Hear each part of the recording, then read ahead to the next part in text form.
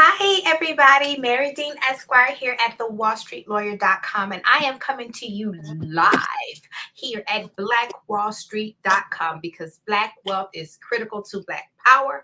I'm also live streaming through Fly Nubian Queen. So, hello to everybody out there in Fly Nubian Queen land. Haven't talked to you guys for a while, but the Blackness is on the front stage right now in our world, in our country, and everybody is you got Kyrie Irving over there, you know uh being called anti-Semitic. You got Kanye West being called anti-Semitic for some of the information, and then we have Kanye West with the White Lives Matter shirt that he wore, and all of his ranting and raving and going on and carrying on and all of that. And then we wake up the other morning, the day after Halloween, November 1st, to hearing about the death of Takeoff here in Houston, Texas.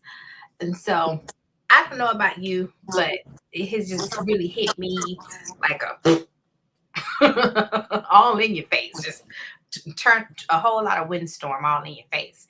And so I decided to come and talk about it with you guys today. And I brought in one of my sisters from the Shrine of the Black Madonna. We are members of Shrine 10 here in Houston Power, Texas. Houston Power, Texas, here in Houston, Texas. Yeah, in Houston Power, Texas is right.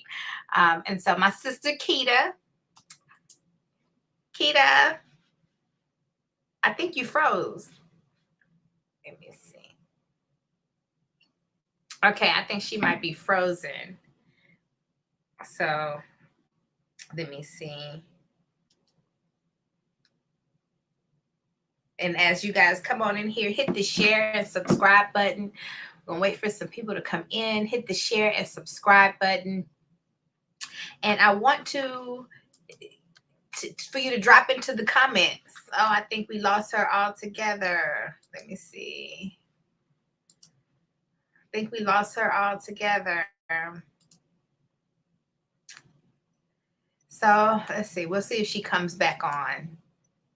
But it's just me for right now. Which I miss you guys, and I know you miss me too. And so, okay, I think she's back here. She's back. Let's see if we can add her to the stream. Hi. You back? Yes. Thought I was gonna have to do this solo dolo here with my sister Nikita from the Shrine of the Black Madonna. I don't know if you saw that grand introduction that I gave you.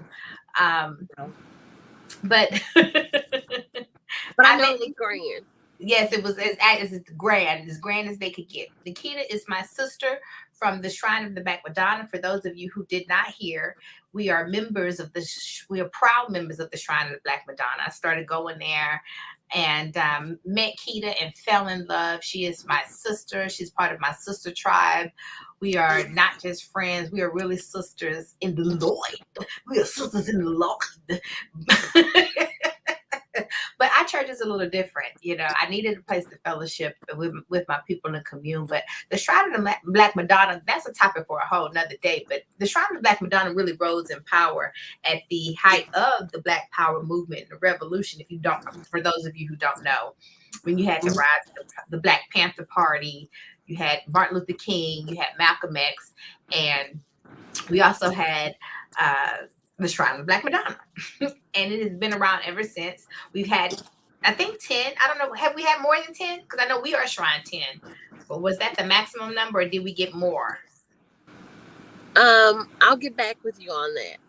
Okay. So we're Shrine 10, but we're down to 3. So we have 3 right now. We have the Shrine in Houston, the Shrine in Atlanta, and the one in Detroit. And Liberia. And Liberia? Mm-hmm. Oh, okay. I didn't know that. Learned something new. And Beulah Land, so they count. Oh, really? I thought Beulah Land was just the farm. But it's the people that live on there, and they have services too. Okay, got you. Yep. So, guys, we are coming together to talk because if you haven't seen or heard about the guy that went viral for everything I'm gonna play a little bit of it because I wonder if I can pull it up here. Let me see. I could cue this up for y'all. I should have thought. I didn't think about it earlier, but I would have queued this up already for you guys.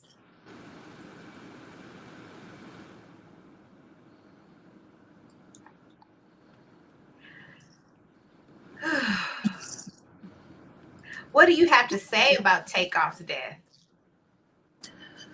I got the news early on Tuesday morning while I was getting gas. I was listening to the radio station, and he gave the report, Chili Bill, and my heart dropped. Just because another rapper killed in a senseless manner, it just doesn't make sense. It was just tragic, and I was just really sad for his family and friends.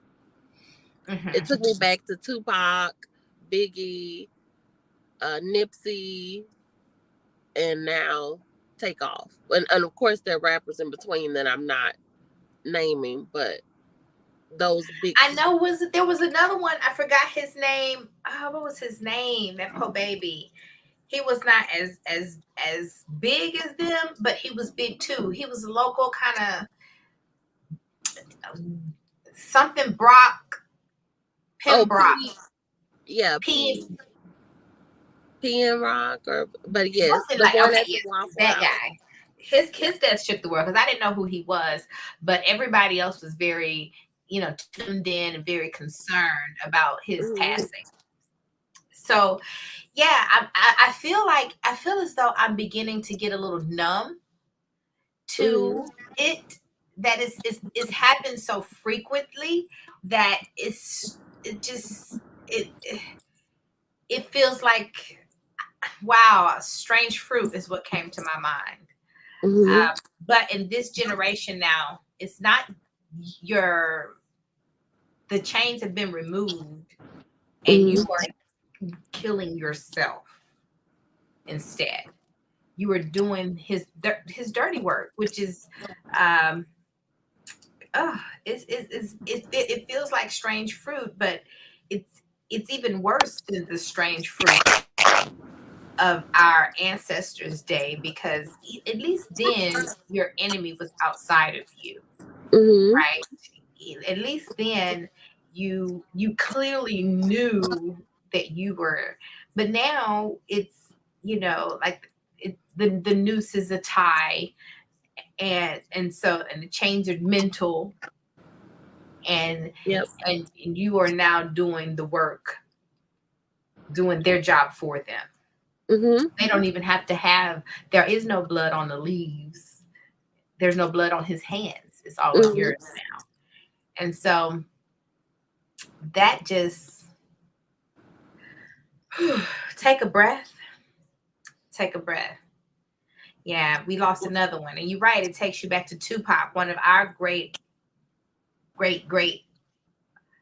rap leaders in the community, and Biggie Smalls and the whole gangster rap. But this is, I don't know, I'm at a loss for words.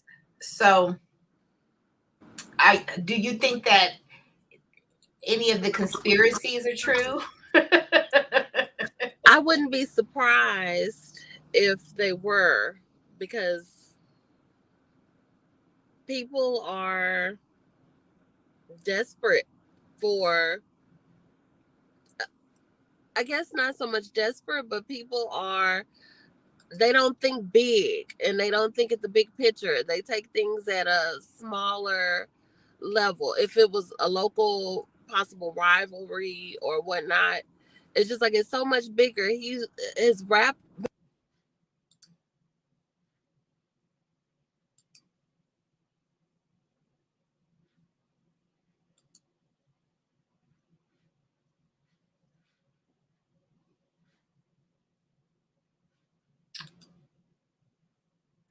Can I hear you? I don't know if I can hear you. Keda, you're muted. You're muted. Me? Yes. Okay. What was the question? um So what do you think that is in comparing this to Tupac and Biggie Smalls and Nipsey Hussle, and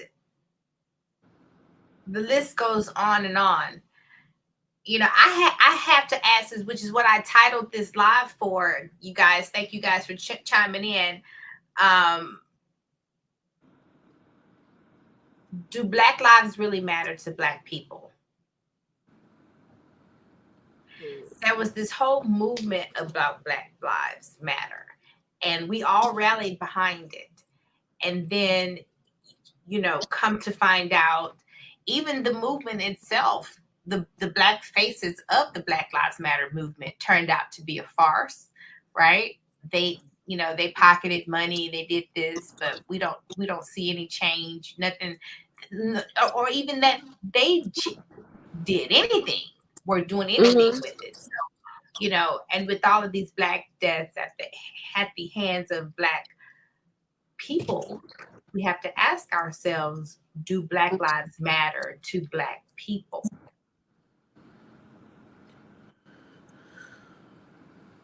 Do Black lives matter to Black people?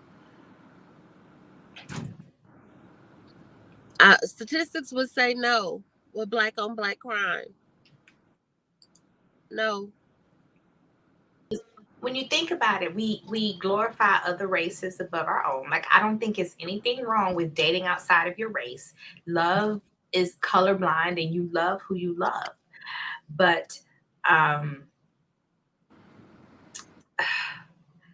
when it comes at the expense of degrading your own kind, and you have to put your neck on the your foot on the neck of Black women, do Black lives matter to Black people? When you glorify Becky, but you don't Mm-hmm. glorify Bunquisha. Oh Lord. you know. Yeah. Uh, Um. when we don't, because having a Black family is a revolutionary act. Mm-hmm. Building a Black business is a revolutionary act. And you'll even think in the Black business sector, we will have people say, I'm not, just like what Kamala Harris say, I'm not going to just do nothing just for Black people. I'm not just going to do anything just for Black people. Why would I just do that?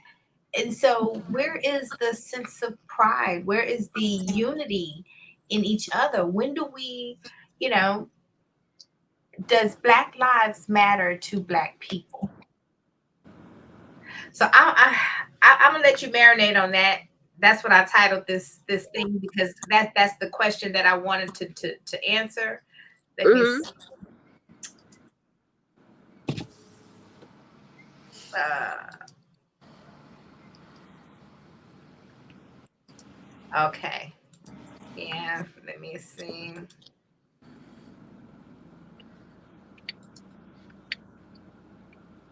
So this clip has been going viral. Yes, I've seen it, but I haven't watched it. So Okay. Oh, this you is great. haven't? Oh, good. I'm going to play it for you right now. I'm play it for everyone. Because let's see, this is my Instagram page. I posted it here.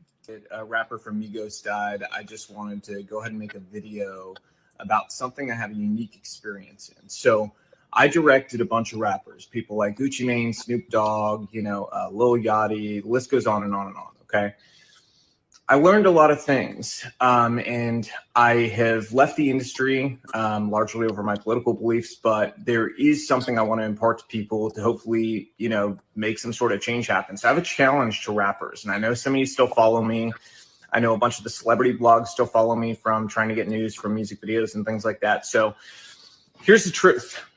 The truth is this: a bunch of young Black male rappers keep dying. You know who's not dying? Record executives. The record executives that push for them to continue to make songs and create a culture that is obsessed with death, drugs, and sex. Period. The industry is obsessed with it, but those record executives, they're not dying because they don't push this culture on their own people, but they're encouraging you to push it on yours, and they're paying you handsomely to do it. The reality is, I know a lot of you. A lot of you are good people. You're family guys. You're not the image that you put out there to the world. Why? Why don't you be the example? Stand up. I challenge you. Be the example Make music about the culture you want to see. Don't just get online today and talk about how, whenever a rapper makes it, his own people take him down. Don't just make those videos. Don't be sad. Don't rest in peace. None of that stuff. Be the change you want to see. Inspire it in your community. Reach out to other rappers and say, we have to stop. We're being used. You've been used for a long time. They create this paradigm to make you believe that you're so important and your celebrity status is worth so much, but in truth, you're a pawn in their game and you always have been. The government has wanted to hold down communities of people in different ways through different methods for a very long time. Their method in the Black community has been to use entertainment to create a culture obsessed with death, drugs, sex, and money, so that they could create a false paradigm of what happiness and what success really was. And in doing so, they created a world that also made people more dependent on government, and as a result, gave themselves more power. The record executives that push you to do this, to go and continue to profit off the backs of your work, they're in cahoots with the elite. They're in cahoots with the government. They want you to think you're important, but in truth, you're just doing their dirty work for them, so stop. They've empowered you in ways that are real. You have an audience, you have platforms, you have the ability to make change. So go against the grain together. They're more afraid of you all together standing up and creating a new culture that's built around family, faith, freedom, doing the right thing, valuing life, than they are of anything else. So I challenge you. Use your power to do the right things. If you continue to do the same thing you've done, more rappers like this are going to die. How many have to die before you change the culture? And let me tell you something else. There's a reason the record labels pay us more to do rap videos. They don't tell you that, do they? Do they tell you that they pay us more to do your videos? Because they do. They do it because they know it's more dangerous. They do it because they know it's more difficult, and they do it because, frankly, there's a lot of money laundering involved. Those labels wash a bunch of money through. We don't do it, but we know the labels are doing it 100%. Okay, they're then taking the money off the top end, and you see on your royalty check, oh, they spent $150,000 on this video. Did they? Because we didn't see $150,000. Okay, and to who? Their friend's company? A lot of times that's the case. Same thing with insurance companies. They charge us more to insure your videos. And it's because they know the culture that's been created. They know that the only possibility of a music video being shot up is on a rap video. And that's the truth. So change the culture. You have the power. Your people deserve it. You guys, in light of seeing that a rapper from... So there you have it. There you have it. It's very, for me, eye-opening, very in your face, very, you want to say somebody needs to protect this man, and he is definitely invited to the cookout. He can come to the cookout. He can definitely come to the cookout because he is down for the revolution. And I'm just, quite frankly, glad that he was inspired to come forward and speak up. I'm glad that he was inspired to come forward and speak up because some things, we are so conditioned to see things, if it's all, what they say, if it's all white, it's all right. And so I'm glad that, because everybody else has been saying this. Kanye West has been saying this. I posted that video on Instagram, and there's so many comments in the section that people are saying this is the same thing that Kanye West was saying. So many people have been saying this, but to hear it come from somebody else, it's kind of like when you're at home and your parents have, the parent been telling the child all day long to do this, or your community, but when someone from the outside comes into your house and has to check you, I think the sheer embarrassment of it all is very eye-opening. And so I think that that's what this face did to this wonderful cause, the cause of changing the culture of music, changing the culture for the better. It is, um, we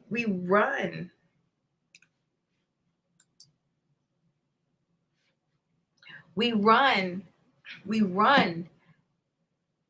The cultures tend to be set. We set the standard for the culture. We create the culture. We um, we set the tone. And so to have all of that kind of power and to still be in the position where people are coming in selling their soul to a certain degree just to get on is, it makes you wonder, you know, when are we going to see our own power? When are we going to see our own beauty? Right? When are we going to stand up and say, I am going to do something just for Black people?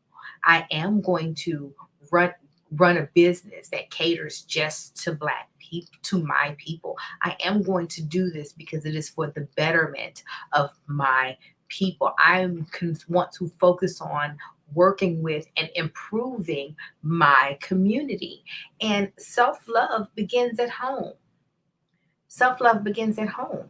How can you expect your neighbor to respect you when your own brother does not, when your own father does not? Self-love begins at home. So I am I'm very grateful that, and today is Thankful Thursday. So we have to say, what are you thankful for? We got Dennis Spraggins in the house. Always hashtag B1. Always hashtag B1. So yeah, which is something that I learned from Dr. Boyce Watkins. I don't know if any of you out there went to the conference. I was not able to go. I had to celebrate my sister's birthday. I was raised by Scorpios, all birthdays, and at the end of October. But I saw pictures online, and it looked like it was a fantabulous event, as it always is. But that's something that I learned from Dr. Boyce Watkins was the B1, and that's what I'm actually loyal to. Um, the desire and the self-esteem and confidence to say, I want to do something for the betterment of just my community, that I want to put Black people first. And that's the only way we're going to thrive.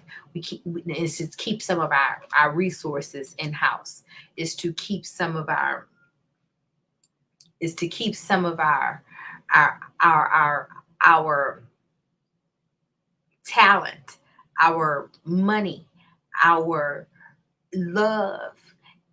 We need it within each other. I'm wearing my pin from the God box that I got with David Banner. And the reason why I'm wearing it is because one thing about David Banner, honey, is he's gonna keep it 100. And I remember when I saw him speak, one of the things he said was, Black people, we need to really lock ourselves into a room and we need to self-heal. We need self-healing. We need to, because if you are running the program of someone else, if your mind is not your own, we say, with slavery at one point was the kind that had your arms in chains, but it has now progressed to where the chains are, everything is in your mind. And once you remove the chains from the mind, then a person can be free. It takes me back to the thing about the elephant who grew up chained to the tape, chained to the chair. And as he become the big elephant, he's still holding on, chained to the chair, thinking that he can't move the chair. We know an elephant can move the chair. A chair is no match for a big old elephant, but he's been conditioned for so many years, when he was young especially, that he could not move that chair. So that was always within him in here. And so that is the same kind of healing and chains that need to kind of break off the minds of Black people. And once that's done, because we're in an age now where we are understanding about the secret and the law of attraction and speaking things into existence, manifesting things.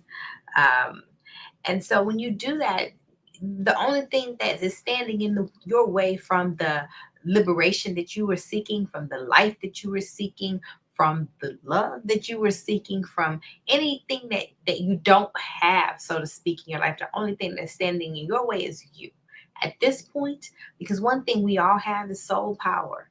We have soul power. We have the ability to manifest, if you will.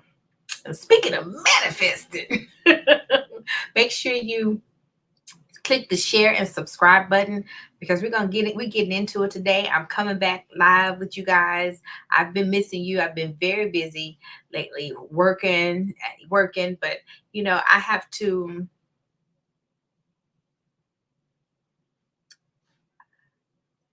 What? I'm sorry, the comments are throwing me off. Um, let me take a breath. Make sure you hit the share and subscribe button so that other people can join this live. And the question that we are asking today is, do Black lives matter to Black people? Do Black lives really matter to Black people? And I'm asking this question because we continue to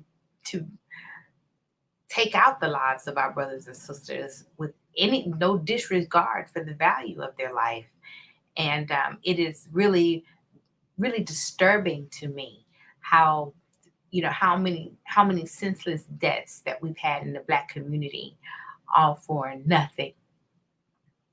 All for nothing.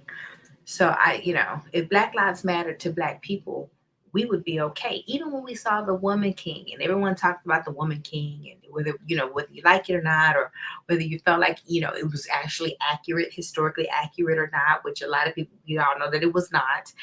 But because what was not accurate was that it was the homies, their main source of revenue was the selling of their slaves, selling of their brothers into slavery. That was their main source of revenue. And so if Black lives actually matter to Black people today, with all the resources and power that we are the what they say, we have the number one spending power.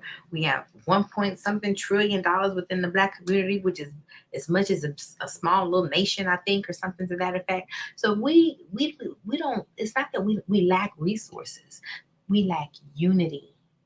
We lack unity, and maybe a little bit more knowledge of self. Because I think that if we had more knowledge of self, we would definitely have more unity. Because at the my research has revealed, as I studied everybody and got to the end, everything, I kept getting back to more beauty, more God-centered, more power.